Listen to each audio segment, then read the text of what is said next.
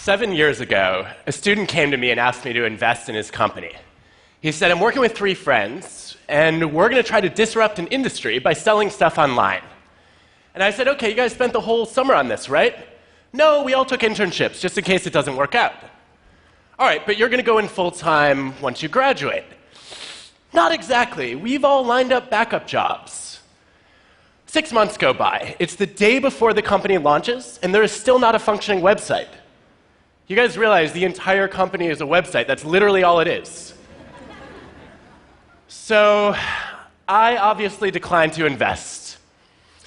And they ended up naming the company Warby Parker. They sell glasses online.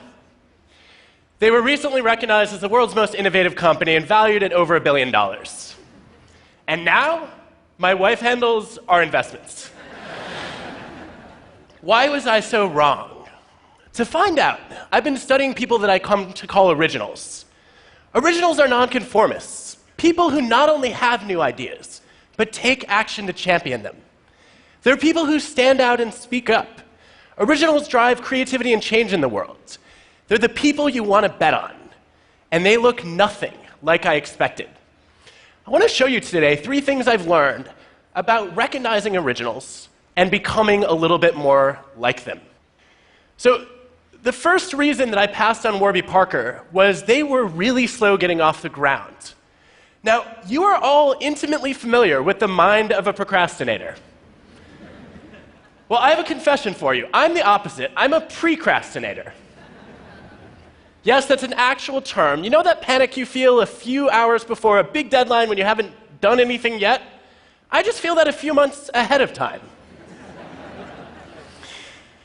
So this started early. When I was a kid, I took Nintendo games very seriously. I would wake up at 5 a.m., start playing, and not stop until I had mastered them. Eventually, it got so out of hand that a local newspaper came and did a story on the dark side of Nintendo, starring me.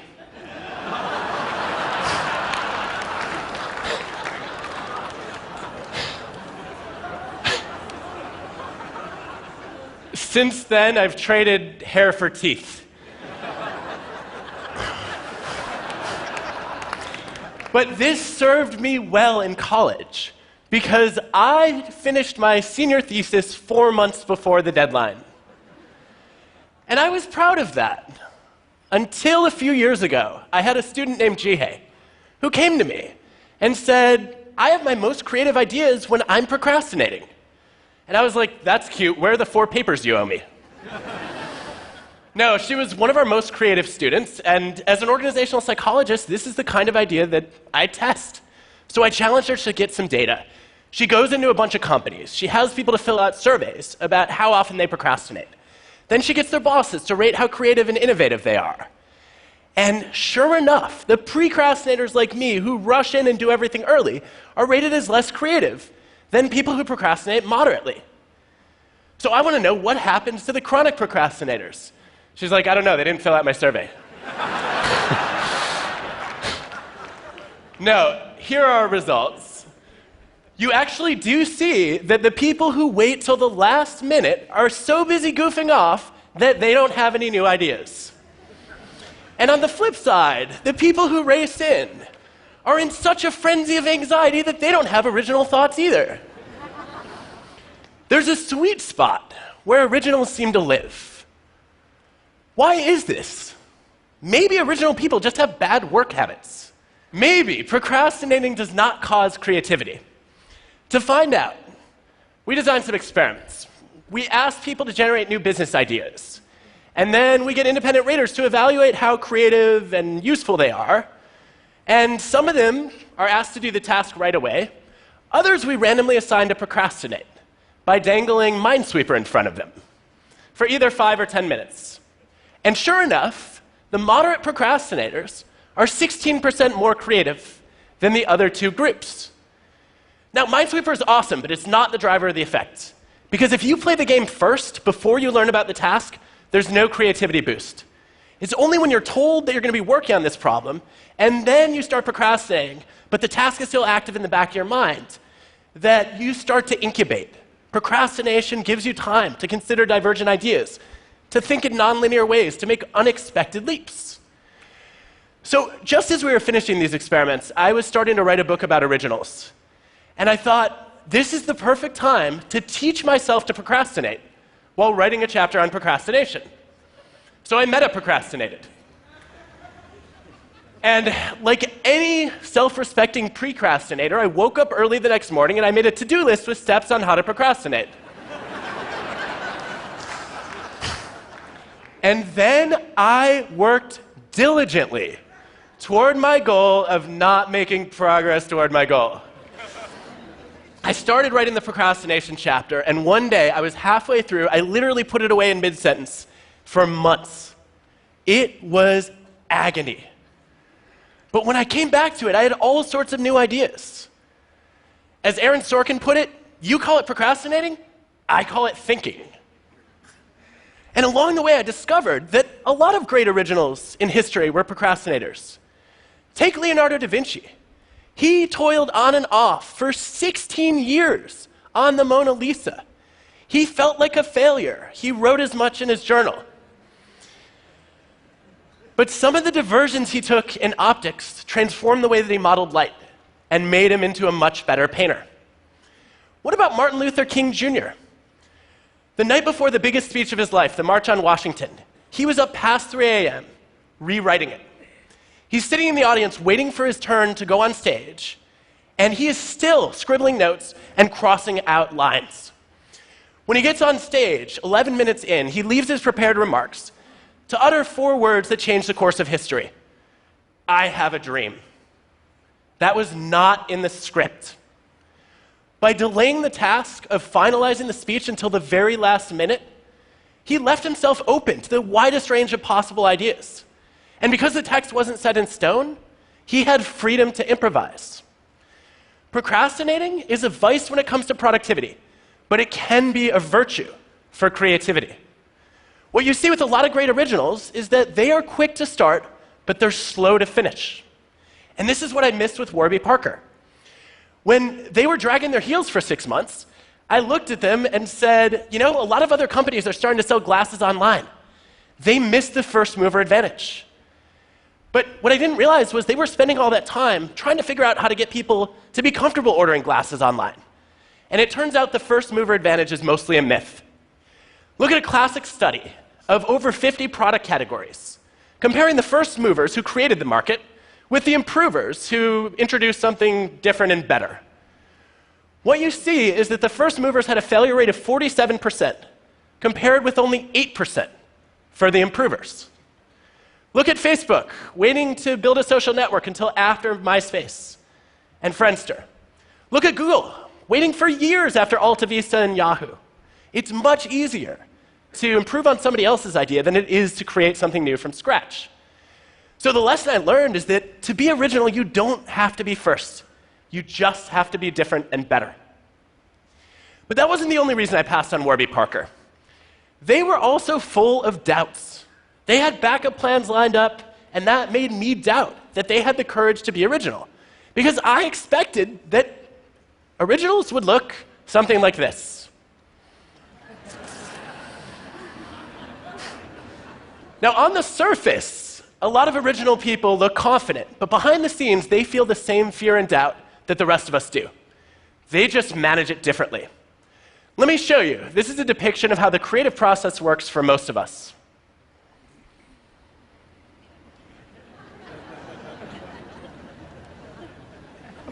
Now, in my research, I discovered there are 2 different kinds of doubt. There's self-doubt and idea doubt.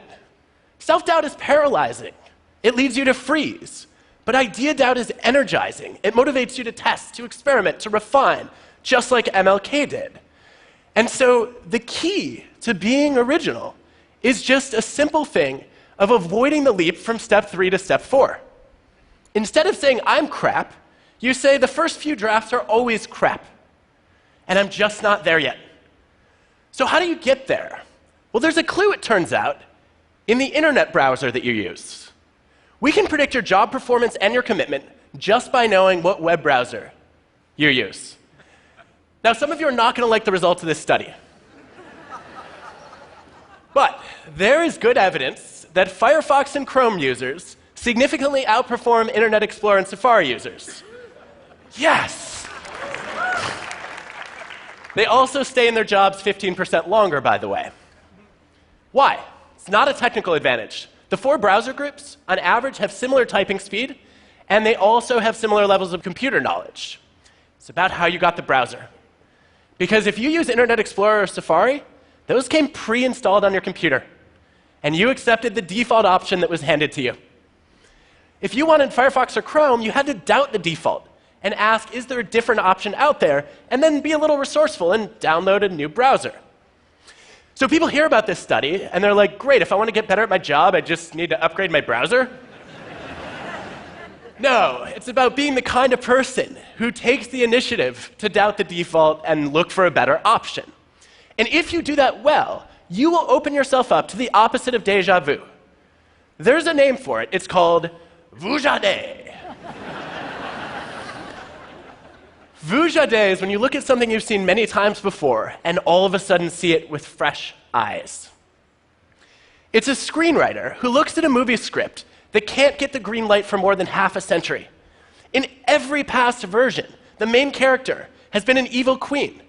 But Jennifer Lee starts to question whether that makes sense. She rewrites the first act, reinvents the villain as a tortured hero, and Frozen becomes the most successful animated movie ever. So there's a simple message from this story. When you feel doubt, don't let it go. What about fear? Originals feel fear too. They're afraid of failing. But what sets them apart from the rest of us is that they're even more afraid of failing to try. They know you can fail by starting a business that goes bankrupt or by failing to start a business at all. They know that in the long run, our biggest regrets are not our actions, but our inactions. The things we wish we could redo, if you look at the science, are the chances not taken. Elon Musk told me recently he didn't expect Tesla to succeed. He was sure the first few SpaceX launches would fail to make it to orbit, let alone get back. But it was too important not to try. And for so many of us, when we have an important idea, we don't bother to try. But I have some good news for you. You're not going to get judged on your bad ideas. A lot of people think they will.